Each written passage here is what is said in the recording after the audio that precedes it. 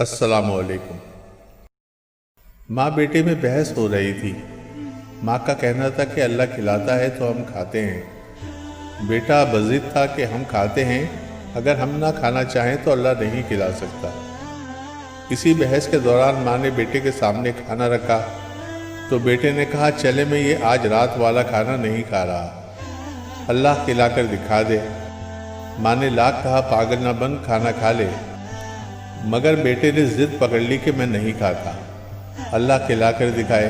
ماں بیٹے کو بھوکا کہاں دیکھ پاتی، اس نے رٹ لگا لی تو بیٹا گھر سے نکل کر گاؤں کے قبرستان میں جا کر سو گیا۔ ماں نے ایک زبردست قسم کا خوشبودار حلوہ بنایا اور جا کر بیٹے سے کچھ فاصلے پر ایک قبر پر اس خیال سے رکھائی کہ رات کو بھوک سے جاگا تو کوئی دیکھنے والا نہ ہوگا اور وہ یہ حلوہ کھا لے گا۔ رات کے آخری پہر قبرستان میں ڈاکو آ گئے جو اس گاؤں کو لوٹنے کی غرض سے آئے تھے۔ وہ قبرستان میں رک کر سردار سے آخری ہدایت لے رہے تھے کہ حلوے کی مہک نے سردار کو متوجہ کر لیا۔ قبرستان کی تلاشی لی گئی تو حلوہ اور لڑکا دونوں برآمد ہوئے۔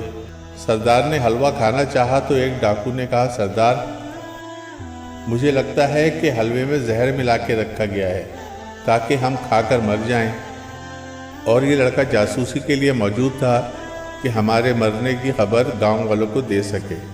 سردار کو بعد میں دم لگا اور لڑکے سے کہا، چل بچے یہ حلوہ کھا۔ لڑکا تو ضد کیے بیٹھا تھا کہ آج رات کچھ نہیں کھائے گا۔ اس نے سختی سے انکار کیا تو سردار کا شک یقین میں بدل گیا اور اس نے گن تان لی۔ لڑکے نے موت سر پر ناچتی دیکھی تو پوری پلیٹ چاٹ گیا۔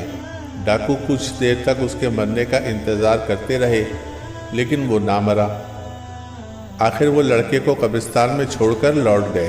فجر کی اذان کے ساتھ لڑکا خالی پلیٹ ہاتھ میں لیے منہ لٹکائے گھر میں داخل ہوا۔